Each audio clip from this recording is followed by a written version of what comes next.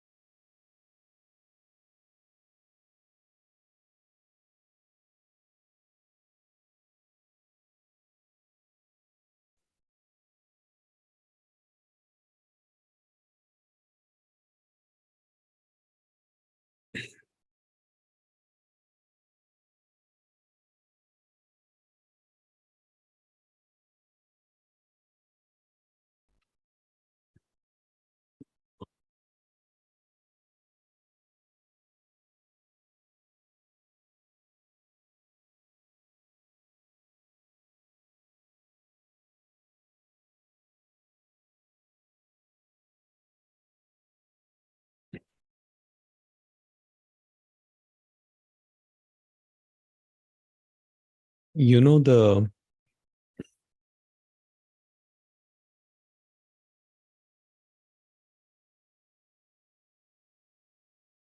purpose, the purposeless purpose of this meditation is not to find a solution to anything. It's just simply to observe. So I imagine the thing happening in the mind something like this, that there are two thoughts that are playing tug of war with each other. So the two thoughts are holding on to a rope and pulling in different directions. So one thought wants the mind to be quiet, and the other thought keeps up bringing images, sensations, restlessness. So these two thoughts are actually playing tug of war with each other. And rope is like the awareness which is being pulled on in different directions. And the joke is that both of these thoughts are actually the same. So whether you get pulled in one direction or another, the mind survives and the process continues.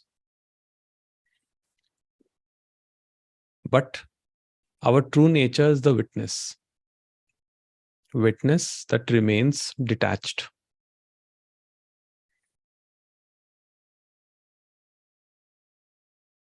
The witness that is the choiceless awareness.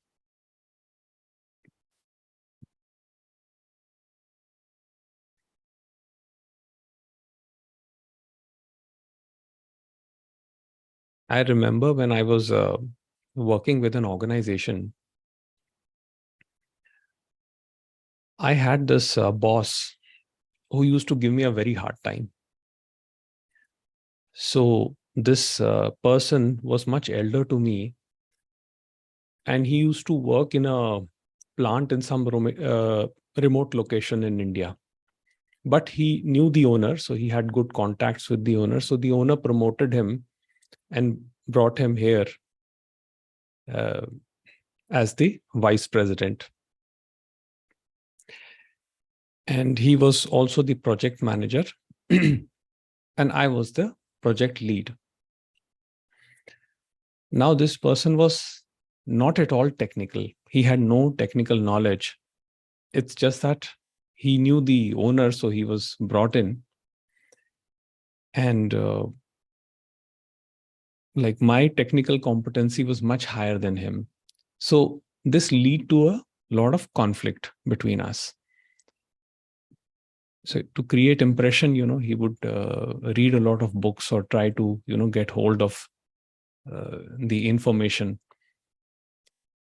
But you see, someone who has extensively worked in area cannot just, it's not possible to compete with that guy in such a short time.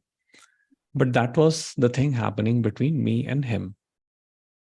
And out of frustration, he would give me work that was more manual in labor. So what I would do is, like, I would have constant fights with him. There was a lot of argument and, verbal spat and things of those nature. And I remember that I had automated a report he was demanding, which required hours of manual work. And he was not happy about it. He said, no, I want you to do it manually. And he was not giving me access to the systems also. So what happened one day, there was a news came that some system has been compromised and sensitive financial data has been leaked. Now he accused me that because of my carelessness, this has happened. So I told him to prove it.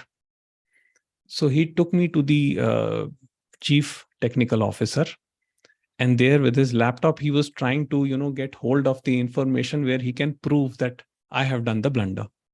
But He tried his best, but he could not, because I had not done it. Now, the chief technical officer asked him, like, what is the problem? Why do you think he's the one who has done it? In that moment, he replied, he said that when he was at the plant, he was looking after a small database, a small system. And since he was not technically that sound, he actually gave the production data, which contains sensitive information, to a trainee. And the trainee executed some instruction and the whole data got wiped out. And while he was saying that, he literally had tears in his eyes. And in that moment, I could see what kind of humiliation he must have gone through because of that one incident. His entire perception, his ability to trust another was completely compromised. Now, in that moment, nothing could be proved. So, we just went about our ways. But you see, the unease in the relationship that I had with him changed in that instance, because I could see where he comes from. So earlier, what would happen is that I would sit with my colleagues and, we would speak ill about him. We would make fun of his appearance. We would gossip about him. All those things stopped. The verbal arguments were the same, but it was only related to work. It was not related to, there was no question that why is he like that? Why is he trying to trouble me? Because it was clear that it is the conditioning that is taking place. So incidents sometimes create scars, and fearing that such a thing should not happen again, we try to create an overprotective atmosphere, an atmosphere of skepticism, not being able to trust another person, which eventually leads to a lot of conflict. And especially in organizations, this is very true. A lot of senior people, like who have spent decades in the organization, are very scared, actually. Sometimes I've seen that. Like they would think 3-4 times before signing a document.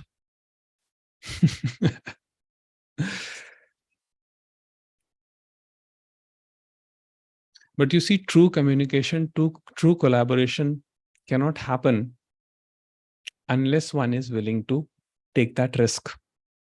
Of course, there will be people who will make blunders, who will disappoint you. That is going to happen.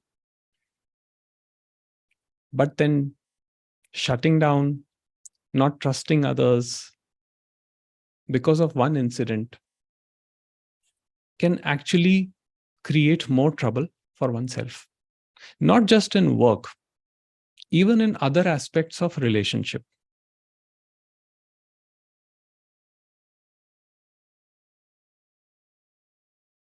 Even in friendships, in associations, we are often scared to approach people. We calculate, we think, should I call first? Should I message after half an hour once they have texted me? Should I text after half an hour, 15 minutes? Otherwise, they will think I'm free. I don't have too much work. What opinion they will have about me? Now, it doesn't mean that you should immediately text anybody who texts you. But the point is that if the analytical mind is running continuously, that is an expenditure. Now, whether it is good or it is bad, even if it is related to work, it is an expenditure. So when it is When the working mind is engaged in work, up to a level the body can bear, then one gets good sleep at night. If it is too much, and if the thinking mind is involved, then one starts feeling lethargy, tiredness, and irritation, of course.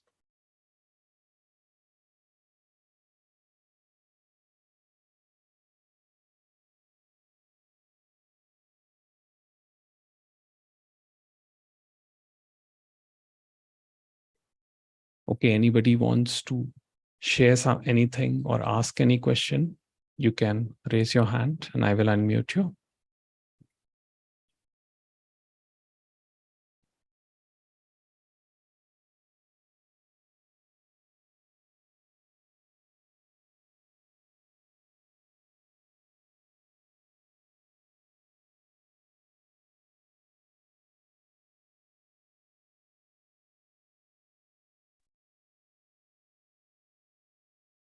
Yes, Ravi.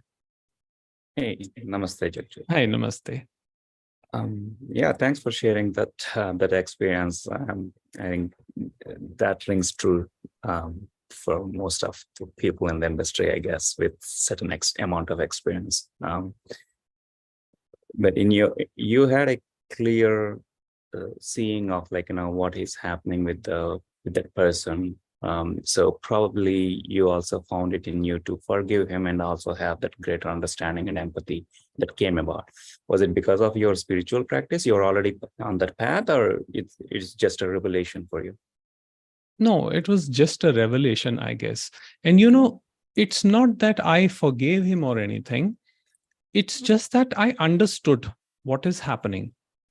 And I was still we still used to have verbal spats and disagreements even after that. The things were same. I mean, if an outsider would see us, they would not find any difference. And perhaps his attitude towards me was same or maybe more bitter, I believe. But my way of looking at him completely changed. If a situation required some argument, then I would do that. But once it was over, I would not go to my colleagues and complain to them about him, or I would not speak ill about him. Because, I could see that, in that moment, it was a reflection. Like I could see the humiliation that guy must have faced when the entire production data was wiped out. I mean, he must have had good scolding from all the top bosses and anything.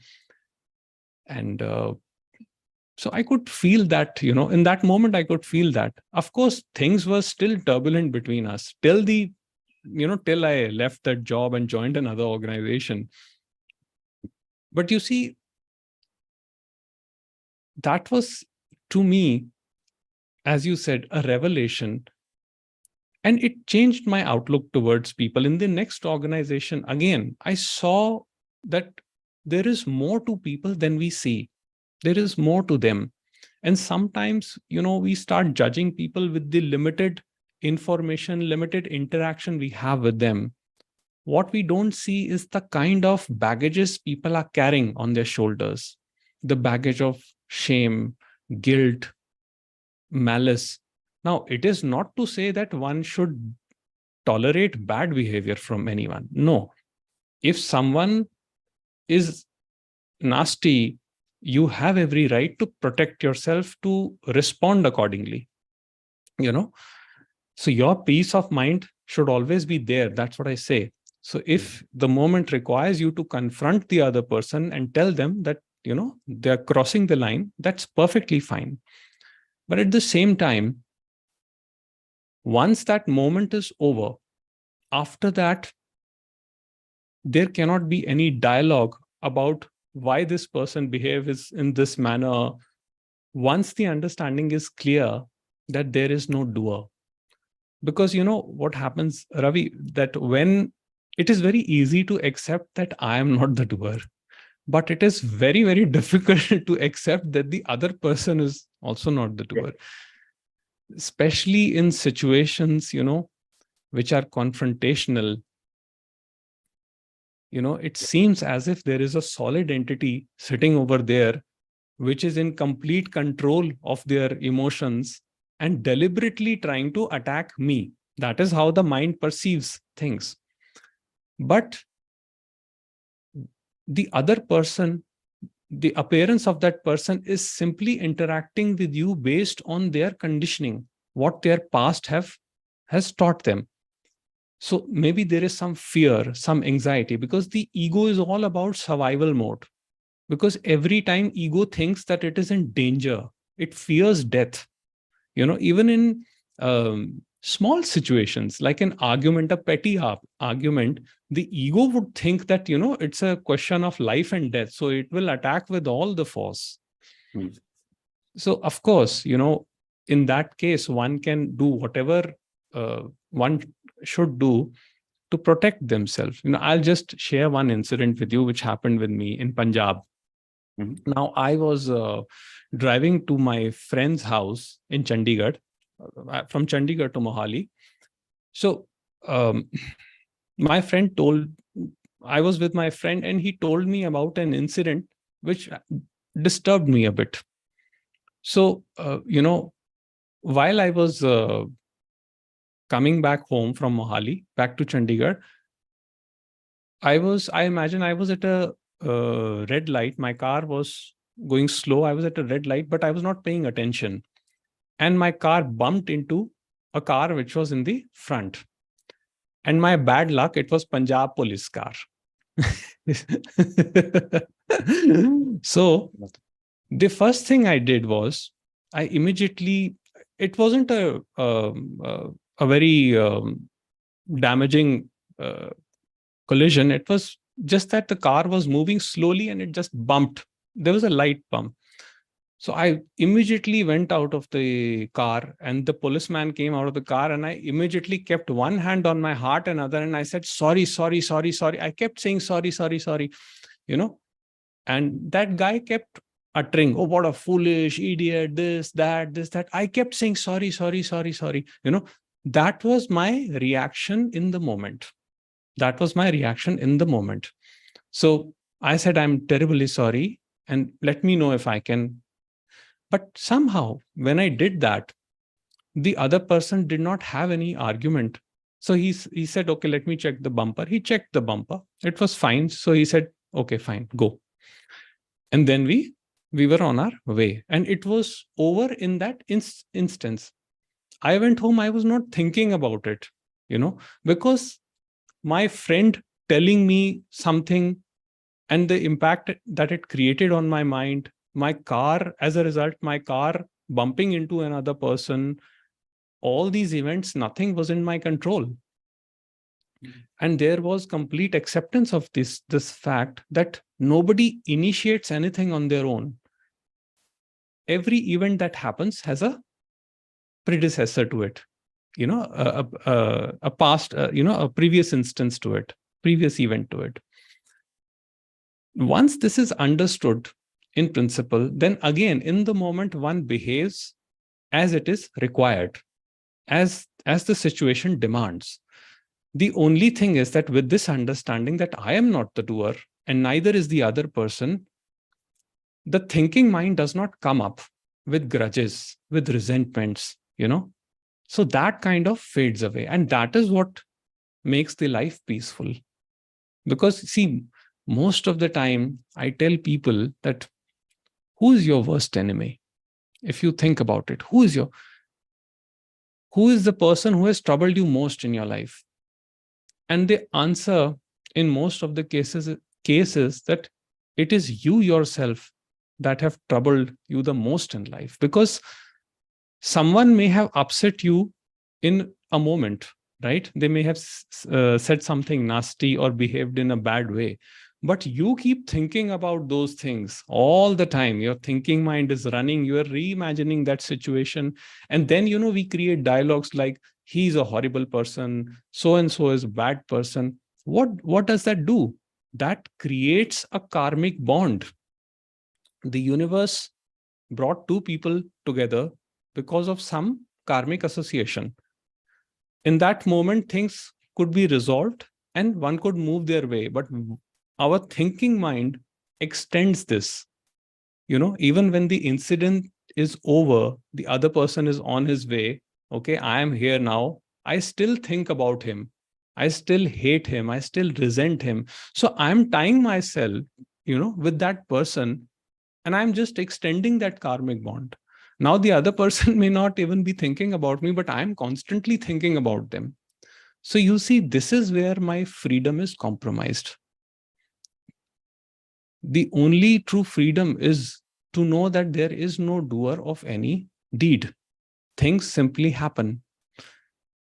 And in the flow of life, one acts and reacts according to their conditioning, according to their nature. If a change has to happen, the change will be initiated by the universe. The individual may do whatever they think they should do, but the change comes from the universe. So that is the okay. Thank you. Okay. Okay. Anybody wants to ask anything or share anything?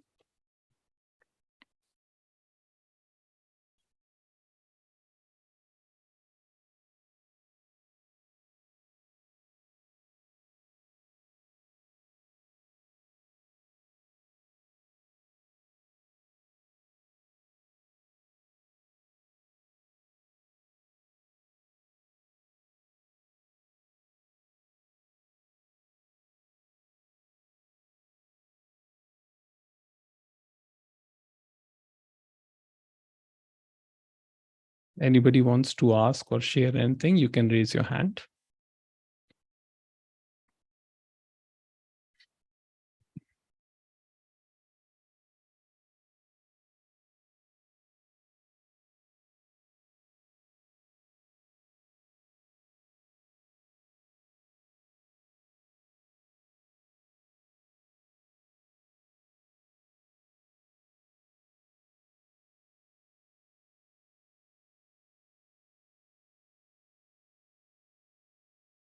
Okay, so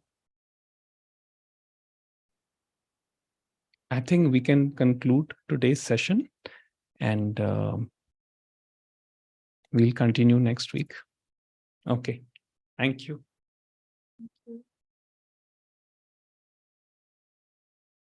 Oh, wait, 1 second. There is one more question. Okay, it is from someone. They're saying that they're traveling, so they will ask next week. So, okay, we shall continue next week. Okay, sure. Thank you.